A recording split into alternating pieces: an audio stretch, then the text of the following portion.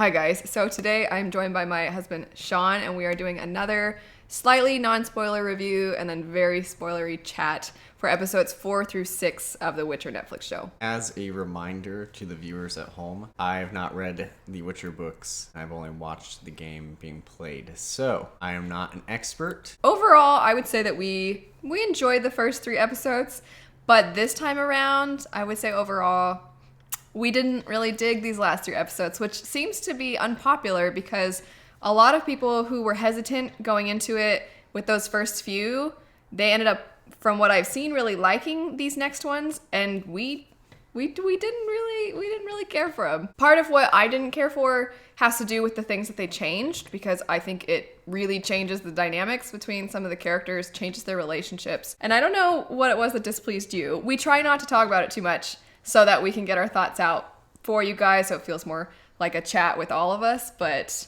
what about you? What was it you didn't? Well, I felt a little let down by the fight scenes, the choreography. Kind of just like a hodgepodge of people whirling about. Kind of like you see a sword swing and then like someone's like, ah.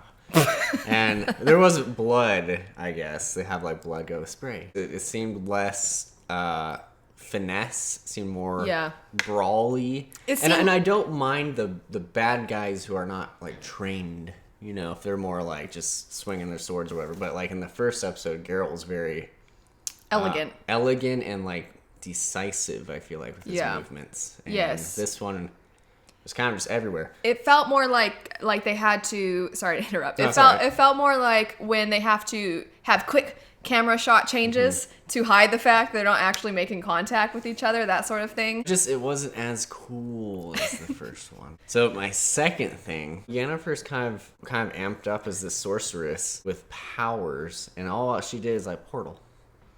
I was like, could you fight somebody for crying out loud? Well, in one scene, there's a particular scene where they're being followed. She just opens a lot of portals. And she just opens a ton of portals, and I was like, can you do anything else? I agree that the action scenes were a bit of a letdown compared to the action from before. We are going to get into spoilers now, so if you don't want to be spoiled, stop watching. So starting with episode 4, which I believe had our furry friend at the banquet.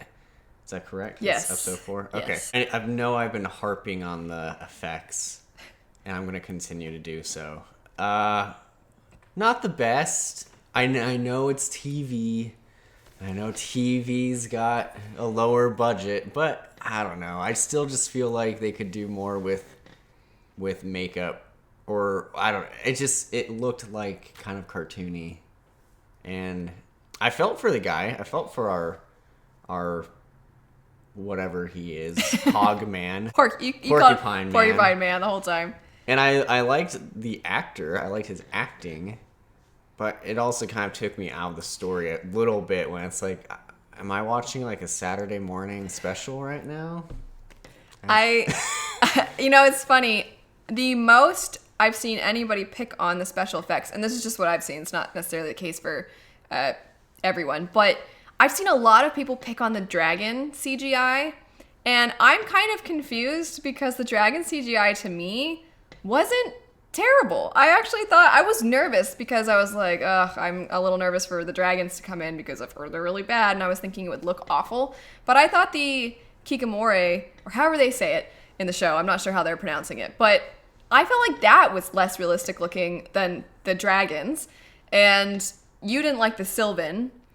Yeah, I mean, I think the dragons were okay. I wasn't blown away, but I mean, I thought they're better than Hedgehog Man and the it's just a new animal every Sylvan, whatever that thing was. I also have seen so many people compare the dragons in this to the dragons in Game of Thrones and talking about how they're not as good. And I'm like, do you remember the dragons at the beginning of Game of Thrones? Sure, when it became like the most popular show in the world, the dragons looked pretty good, but I feel like the dragons and the direwolves, every time, when we first started watching Game of Thrones, every time they had the direwolf not as a dog, they didn't find a dog, they didn't, I'm like, why they couldn't find like a really big dog? Because I was frustrated because it looked bad. So I'm confused at the amount of people comparing, because this is the first season of a new show that what Netflix, I don't know what their budget was, but it's not something that hasn't even existed yet, forming and trying to gain an audience, I'm pretty sure it's not going to have the same budget that the last seasons of Game of Thrones had. So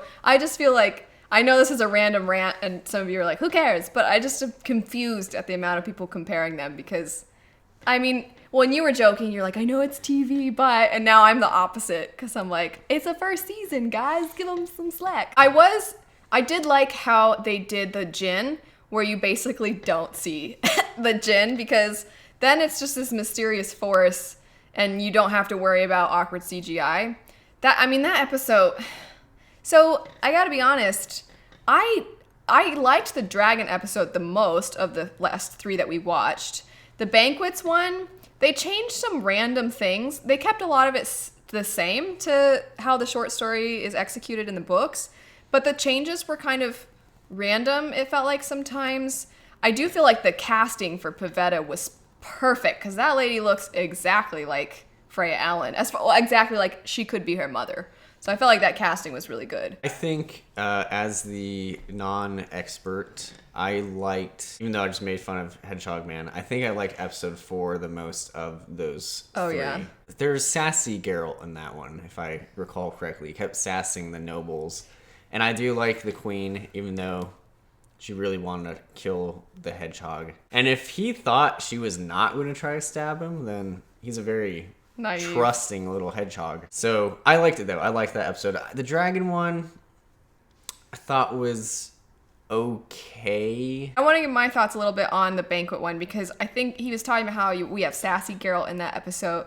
I think that's actually probably part of what I didn't like. So Geralt definitely is very sassy. He's quite witty in the books. And in that episode, I felt like everybody was like, hey, it's Geralt of Rivia. It's the White Wolf. It's the Butcher of Blaviken. When he goes into that place, basically in disguise, and he's actually brought in by the queen because she wants him to handle the situation. Not Dandelion. Yeah, Skier. I don't know which one to call him. Let's just stick with Dandelion.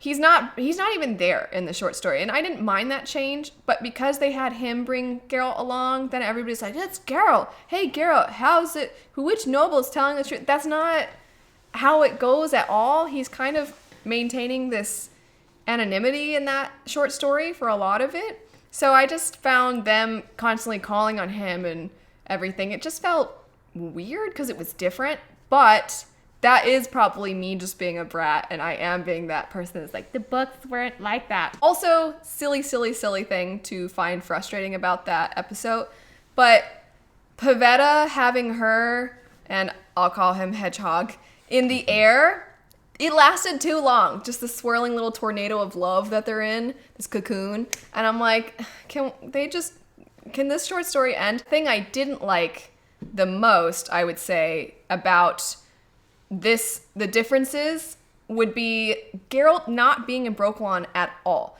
And the whole Geralt being in Brokilon is important because he actually meets Ciri there. It just felt like the Brokilon thing happened because she does go to the Dryads in the books.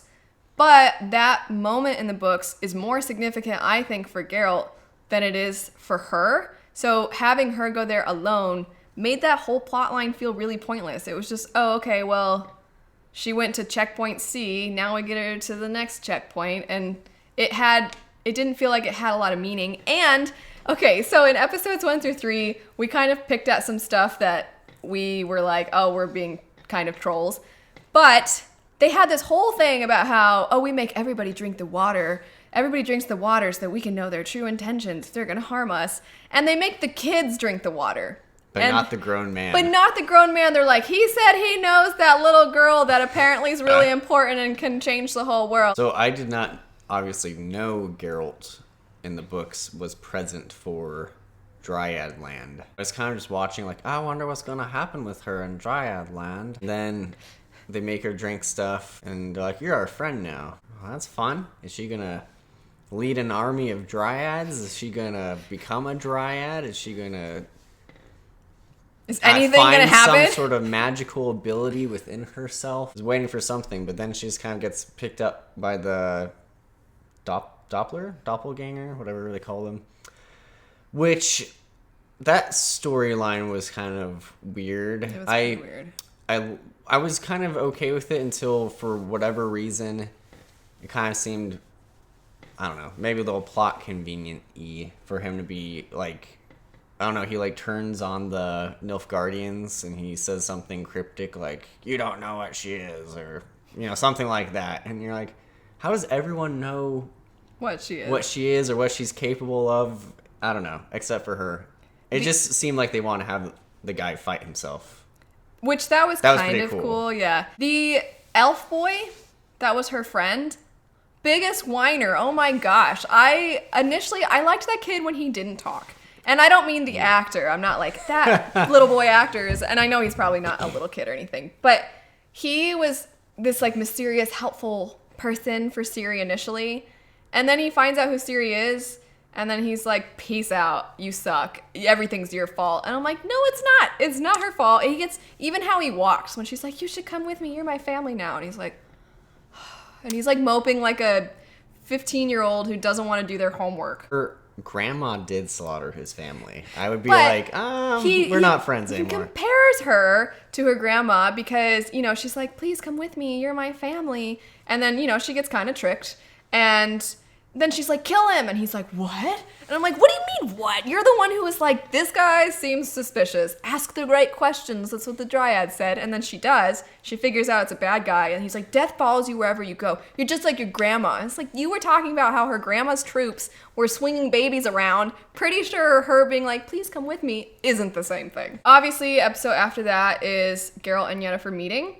And it was funny because in the review spoiler thing we did, for the first 3, we talked about the nudity. We told people, hey, in case your taste, you know, whatever you're looking for. In the non-spoiler part, we mentioned there's a lot of violence and there's a lot of nudity. And we were making jokes about how Stregobor, which I know that part's in the books. A lot of people were like, it's in the books. I know it's in the books. But they had Stregobor purposefully off to the side multiple times in the shot without a perspective blur because he is closer to the camera than the naked women. But he's way off to the side while he's conversing with Geralt, so you can see the naked lady behind him, which I was like, this feels forced. It just seems like they want to show this naked lady. Then they have Geralt with a prostitute that wasn't in the books. And a lot of people weren't bothered by the nudity, which is completely fine. I was more mentioning it for people who do care. But I feel like we can't really argue that they weren't trying to find ways to have nudity when they literally changed the time at which Geralt meets Yennefer so that we are present for the orgy instead of them meeting the day after. It's also something I learned that if you're trying to capture a djinn, then you must disrobe and paint your belly, which, I mean, you can paint your belly without disrobing. I mean, you can lift your shirt or, I don't know. There were a lot of ways they could have not had that actress naked the whole episode. Yeah. I also found it amusing that when the building's like collapsing on them and she opens the portal, when they appear, her whatever she was wearing is back on. And I was like, pretty well. How did she have time to do that? Because I almost would have expected the opposite. Like she had been wearing clothes and then like rubble is falling and it knocks something off. Like that would make more sense than rubble knocked her clothes back on. It's just like, oh, we're going to another room, there might be someone there. Which seemed like a big concern of hers. Yeah, clearly. I will say that in those couple episodes, Yennefer, even though he was making fun of the fact that all she really did was make portals, I actually did like that added story with her. She had a kind of little monologue before she buried the baby. And I thought it was well done with the acting. Kind of blurred the whole Ciri plotline that happens throughout those 3 episodes together. So we've already kind of discussed what was going on with her. And I do have one other thing to say about her. Oh, go ahead. Or her plotline. I don't know how they chose which person was gonna have their entrails cut open. Oh yeah. To find her. Because, it was so gross. Because I just like to think that they like drew straws and that guy was like, well, it's been nice knowing you. For the good and then of he Nilfgaard. got like one last night with his friends and family, and then he ate the queen's skin and then had his entrails pulled out. Well, getting into the last episode now. So I'm probably gonna rant because this was the episode that the differences that they put in are the most obvious here. Not the ones with Brooklyn. That one's different. But the Geralt Yennefer changes annoyed me so much. So I was explaining to him. I had to pause it, and I'm like, let me explain why this is really frustrating for me. So I don't know if you have a ton to say about. Well, I will say, as someone who doesn't know everything she's about to say, I still felt like Dragon Guy, be cool, man. Like At the end of the episode. At the end of the episode, he's like, "Oh, Geralt might have wished for you guys to be together," or, whatever he says. He's implying that, and then Yennefer's like, "That's not even love that I feel." And if I were Geralt, like, he kind of snaps at Jaskier, Dandelion, which was sad, but I'd be like, Dragon Guy, what are you doing? And then he has to be like, "It's your destiny, Geralt." We're pretty hitting the destiny thing hard still. I thought we kind of had moved on, but it's still there. And yeah, Dragon Guy's lack of chill was pretty irritating to me. It was funny because I actually really enjoyed the actor quite a bit, and I felt like, I knew what was up the whole time. Maybe if I had been skeptical and not sure if I should trust him, I would have felt different.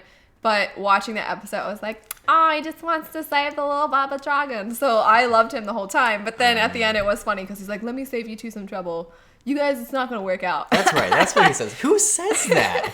That's such a mean thing to say. My ranting is about to start. Here we go. So Geralt and Yennefer, they have their little romantic scene after they're like, oh no, old man and his cool fighter ladies died on that tiny little bridge thing, cliff edge. And anyway, so let's bang. So they do, and I actually felt like the scene of the two of them afterwards was really well done. I thought the acting on Yennefer's part, even just the way she touches his face and everything, and saying she looked happy. Yeah, saying she wanted to be important to someone. So all of that was really well done. But their relationship, they changed the weirdest things that changed the dynamics between them. And as a fan, I'm like, no, that's not. As a fan of the books, I should say. So Geralt and Yennefer have a very difficult, strained relationship, primarily based in the fact they were together a long time, but she wanted to be a mother.